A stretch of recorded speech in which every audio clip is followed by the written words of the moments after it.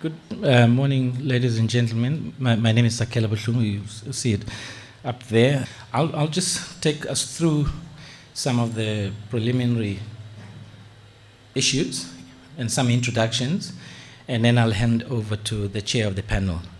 And thereafter, we'll take questions from the floor. Okay, so just to begin, the primary host of the event is our Department of English Language and Literature at UCT, Faculty of Humanities, and of course UCT. So welcome. Our department last year, 2014, was ranked 50th in the QS ratings. And we like to believe that it is therefore a center of excellence in literary and cultural studies, and it has internationally recognized expertise in South African, and metropolitan literatures. So this partnership with the Man Booker International Prize for 2015 forms part of the department's ongoing engagement with and positioning within the literary world and within debates about the world and the global South. Nobel laureate and twice Man Booker Prize winner J.M. Coetzee was a long-serving member of the department and is currently still an emeritus professor therein. The late Andre Brink was also a member of staff from 1990 to 2000, and thereafter an honorary professor.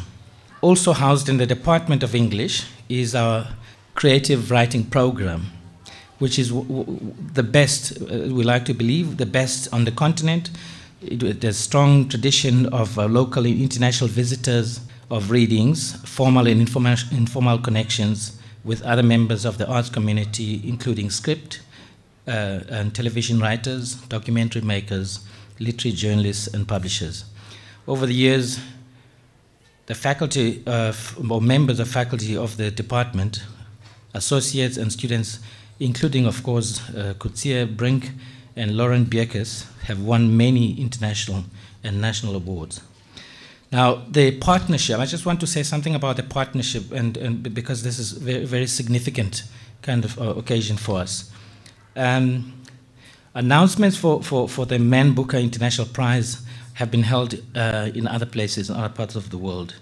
In previous years, the prize has partnered with institutions such as the University of Sydney and the Jaipur Literary Festival. But for the first time in its history, the Man Booker International Prize is being made on the continent of Africa. So we're the first. And so the announcement is going to be made here. An announcement will take place here. And we're very thrilled by this opportunity. But what is particularly exciting about the partnership is that it has placed us at a kind of global level in terms of the focus and in terms of the reputation of our department.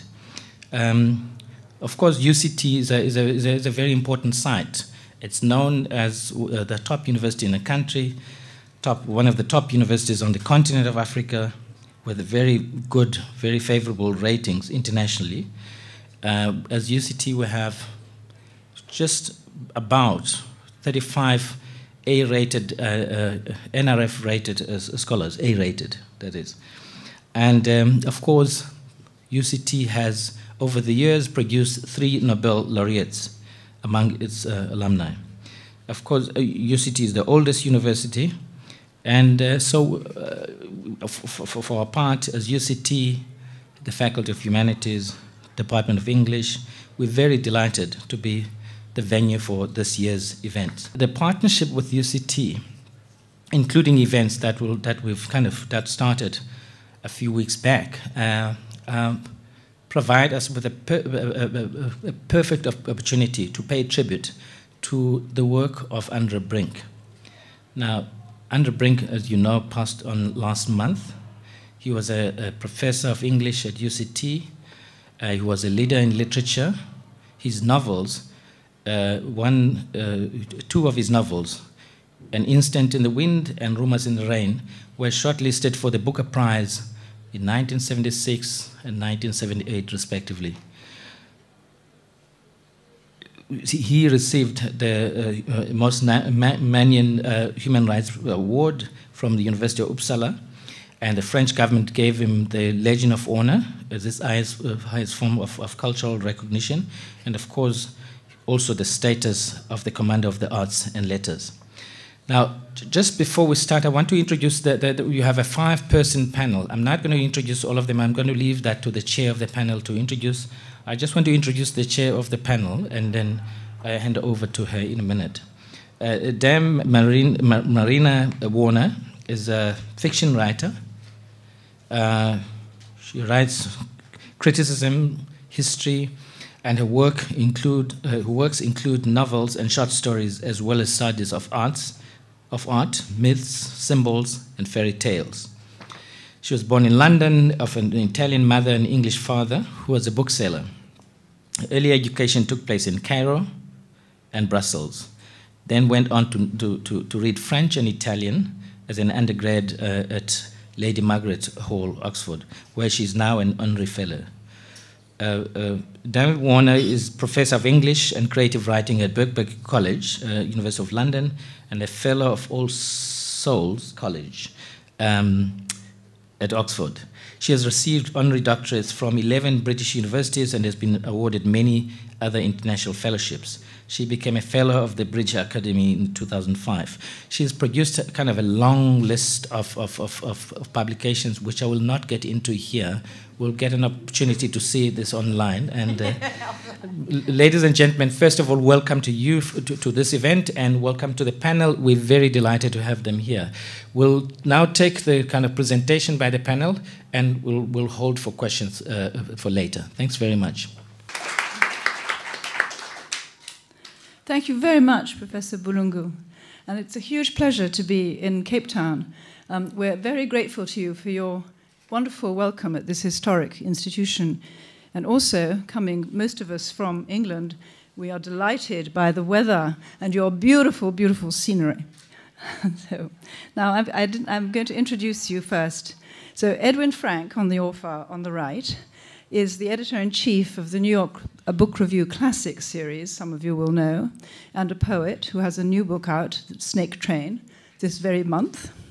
Wen Chinu Yang is Professor of Arabic Literature and Comparative Literature, is that at the School of Oriental Studies, African Studies in in London, University of London, and is also the author of books which actually are, there's one, I think, which is an absolutely excellent Arabian Nights reader that is actually on for sale. Then Nadim Aslam is a novelist of great note and exuberance, and was born in Pakistan, but lives now in London. And Elika Boma is the Professor of World Literature at the University of Oxford, and also a novelist with a book coming out this very month. Shortly. The Shouting in the Dark. And I'm Marina Warner, as you know. So, the Man Booker International Prize was founded in 2004. It's given every 2 years to a writer who has created a significant body of fiction. The work may be originally written in English or in any other language, but in the latter case, at least 3 titles must be translated into English.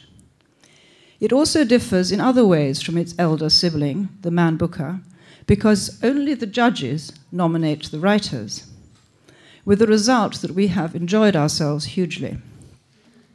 Working together since 2013 was like belonging to a reading group, each of us suggesting books and authors and then meeting to discuss them and suggest more writers, more books. We each came with long memories of reading, and we set out to read more, a great number more. I think we have probably considered just short of 100 authors. Each of us has different spheres of interest, history, and languages, and we've been inspired to travel farther and reach back into the past and deep into the present in wholly unanticipated ways. Some readers like encountering familiar scenes in fiction, sharpened and heightened. Others like to set out on uncharted waters. The judges have a bit of both in us, and above all, we share something in common. We sympathize with those poor ghosts who suffer the agonies of the damned, because in hell there are no books. The writer Wilkie Collins, when asked what his secret method was, commented, "Make 'em laugh, make 'em cry, make 'em wait." Well, I've kept you waiting, but here at last are the shortlisted authors for the Man Booker International 2015. Cesar Aira, from Argentina, writes in Spanish. Hoda Barakat, from Lebanon, writes in Arabic. Maryse Condé, from Guadeloupe, writes in French. Mia Couto, from Mozambique, writes in Portuguese. Amitav Ghosh, from India, writes in English. Fanny Howe, from the United States of America, writes in English. Ibrahim Al-Kouni, from Libya, writes in Arabic. Laszlo Krasznahokaj, from Hungary, writes in Hungarian. Alain Mabankou, from the Republic of Congo, writes in French. Marlene van Niekerk, from South Africa, writes in Afrikaans. The shortlist looks back at these writers' corpus and recognizes its brilliance. But their work also captures something of what fiction is doing now, the exuberant multiplicity of forms it is taking as writers set about shaping experience into stories, images, characters, reimagining and interrogating history, giving voice to memories and figments, listening in to the often harsh, discordant noise of the universe. But I was very struck to discover yesterday that for the sun, the stars spoke a language that sounded like soft hissing. And we have also tried to tune ourselves into the poetic languages, as they migrate across frontiers. We met regularly, we debated vigorously. On the whole, we were very harmonious. We were lively, but not quarrelsome.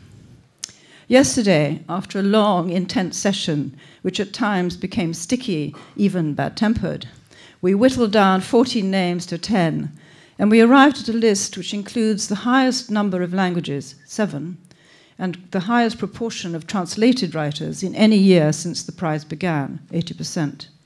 These authors come from a wide world, 6 countries never represented before on this list. But they capture the richness of the local, which the global commons of the translated literature does not have to destroy, but can illuminate. These writers have many tones and many modes. There is much here that is pretty bleak. There is also some laughter, not of all of it through tears. I asked the judges what they hoped for from this result, and one of them commented, "Fiction consoles strangely." We judges have had an exhilarating experience, I think I can say for all of us, reading for this prize. We've ranged far and wide across the world and entered the vision of writers from an extraordinary variety of experiences.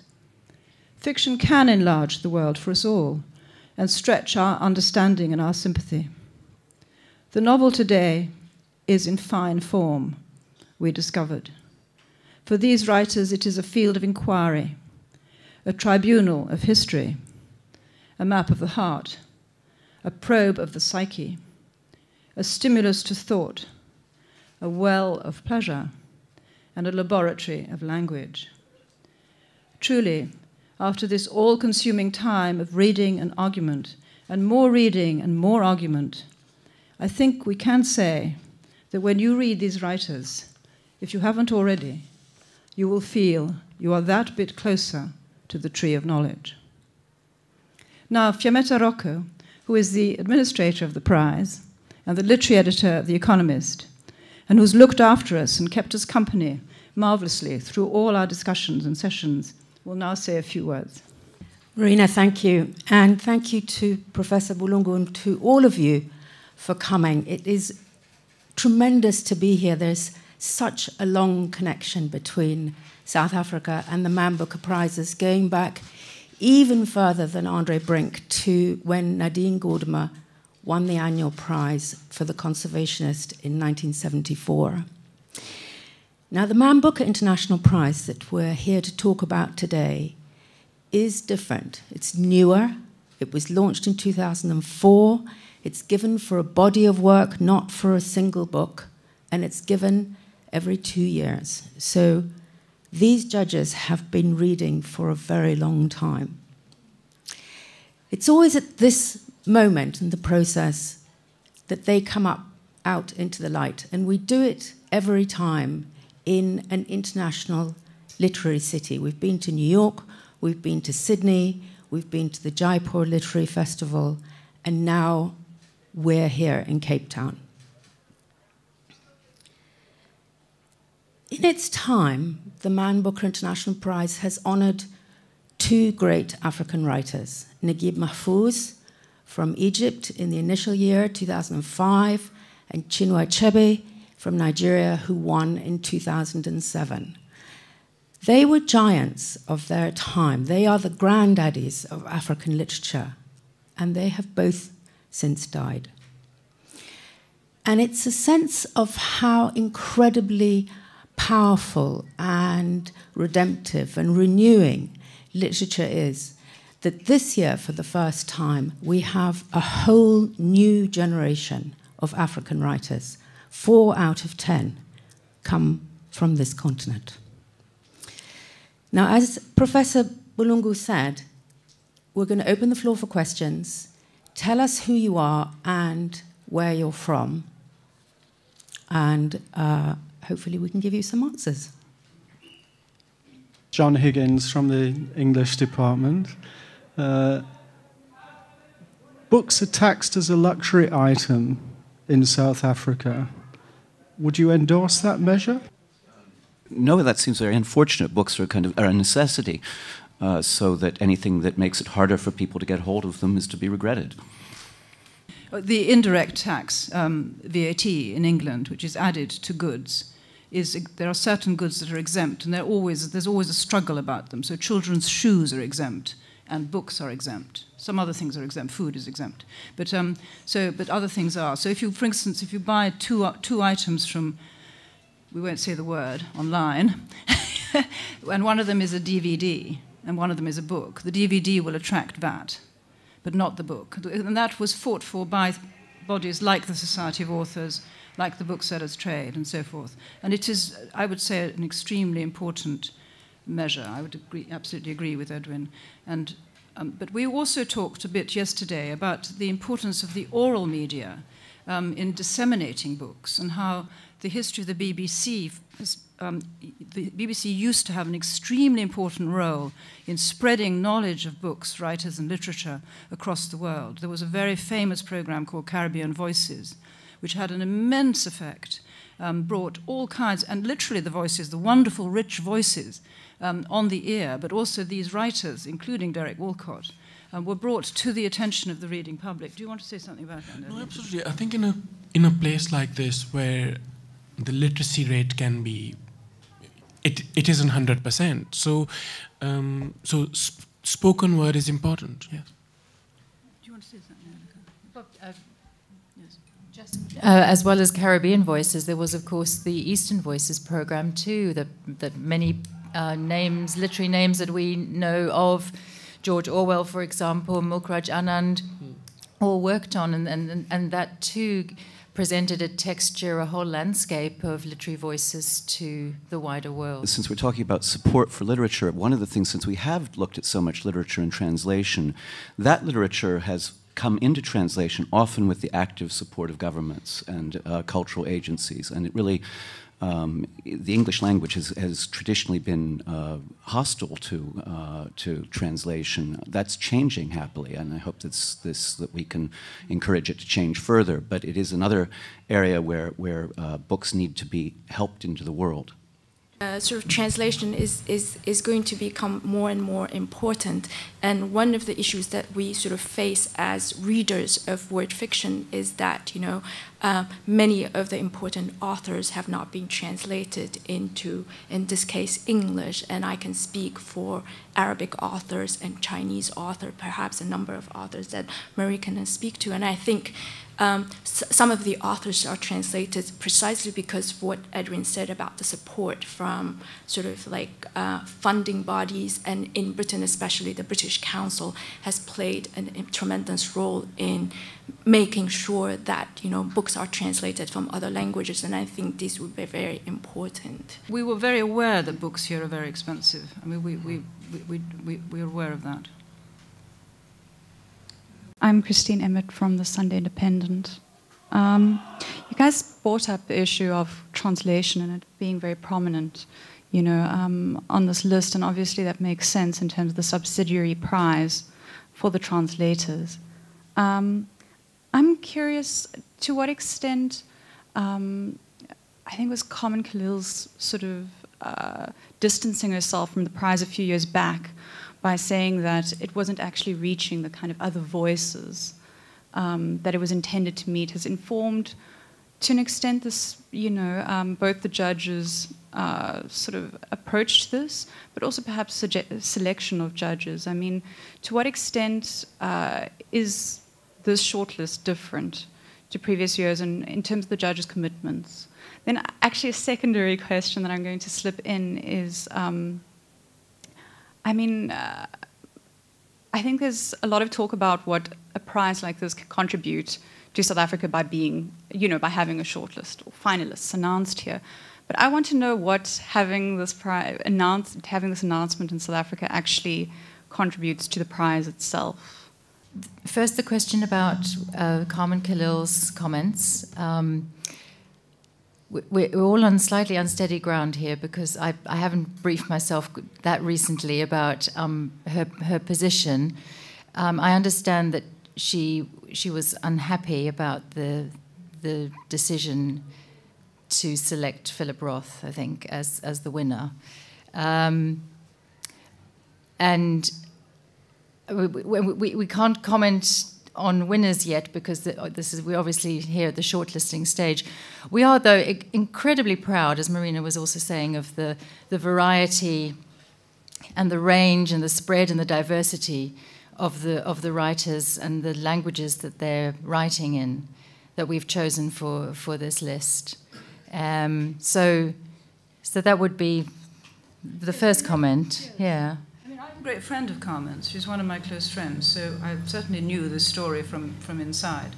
I think that the fact that I was chosen, my interests are in comparative literature, my background is in languages, and recently I've been, you know, extremely involved in cultural encounters of the metropole with the former, you know, Arabic world and now the current turbulent Middle East. But I thought that the only way I could respond as a writer to the current difficulties in the world was by exploring the cultural side, because that's what I do. And that took me, so the minute it was the first Iraqi war that took me onto that territory. So when I was chosen to be the chair, or asked to be the chair, which I was by the organizers, they clearly had my profile in mind. I can't read their minds, but I mean, I'm not an American, you know, and I'm not committed to a certain kind of novel. I'm committed to a certain kind of tradition, which is fairy tale, fable, and so forth. So there was bound to be some kind of tendency in that direction, and that has always been identified with literature that's not written in the metropoles. We actually do happen to have some writers on the list who while being writing in English, are also using perhaps different forms of narrative traditions, fable, folktale, and so forth. But obviously, once you actually leave the sphere of, I mean, I don't want to be too broad brush about American fiction, because obviously Edwin's published numerous masses of wonderful American fiction that is very, very diverse, and maybe he could pick up on this in a minute. But you know, once one leaves the mainstream American tradition, one then is in a terrific variety of voices, and that will certainly take one, you know, beyond Europe. And being in South Africa was a very important part of the tradition of this prize, as Fermata said. I mean, it was last time in India, so it's got a tradition of moving around the globe. So there's a new panel of judges that's chosen for every cycle of 2 years. Carmen was in 2011, So then we had another panel after that, and this has been the second panel since then. And this kind of prize evolves all the time. So every 2-year cycle will be different. We had 3 judges at the beginning, now we have 5 judges. We've had very much more international panels, and this is quite possibly the most international panel I think we've ever had.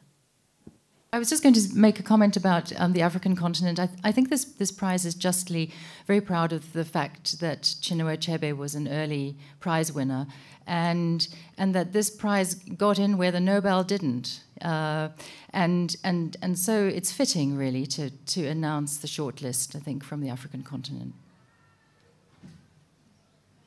I was going to speak more broadly about sort of the experience with working with these judges, and also the experience of reading novels out of my comfort zone. Okay, out of my comfort zone. And so all of us come from different backgrounds. I come from Arabic and Chinese, and I have spent most of my life in English-speaking countries. So I bring with me different traditions of reading, different traditions of knowledge about, fiction writing, storytelling. And I happen to be an academic, right? And so Edwin brings with him his own knowledge and his own experience in terms of knowing the novel and storytelling. And Elika comes from a different tradition. And if you look at our profiles, we somehow make up sort of like different parts of the world, different traditions of reading the novel, and so on and so forth. And Nadim as well. Nadim is a creative writer. I mean, we have like 4 creative writers here as well. So, that lots of sort of knowledge, I wouldn't, and expertise here that complement each other. And that brings us to the question of the novel. And novel is one of my students would like this, it's a plastic form. It can encompass different visions of the world. And that's what we were looking for, this a much more embracing of multiplicity, of a global word literature that's multiple, that encourages, that embraces different voices, and so on and so forth. And for that reason, I think Cape Town is very important for us to sort of announce the shortlist. As an editor, I'm very much committed to publishing work in translation. I think we publish on any given list some 60% of the books we publish are books that have been translated from languages other than English into English. And of those, another 30% are probably new translations. So in the series of books, the New York Review Books Classic series, we have Russian books, we have Hungarian books. Really, I'm kind of always, it gives me an opportunity constantly to explore as best I can the wider world of literature, and it was very much that it seemed to me the prize gave us an opportunity to do as well, is to reflect the variety of things that are going on out there, and the different kinds of news that the novel, which is in some sense, brings news, can bring from the world, and the different forms into which that news can be digested. I really welcomed that. I wanted to think beyond the most conventional definitions of the novel.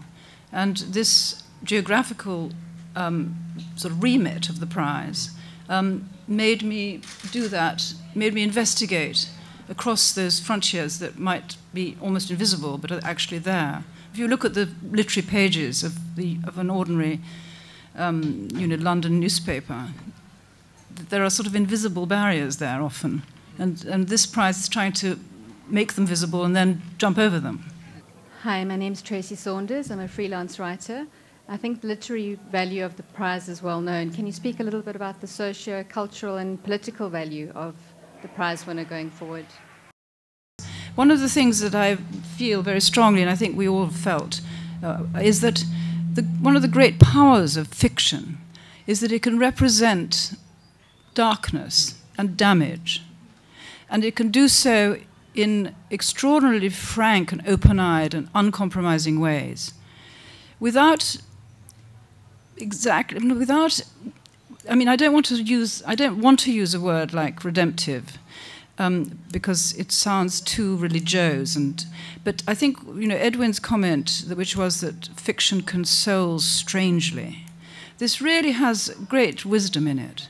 The representation of the society in Van Niekerk's vision is a very, very troubling and very dark. But the general effect of reading the books is one of where you are extended into sympathy. Your knowledge and your common feeling of humanity grows in spite of the brutality, cruelty, degradation, difficulties.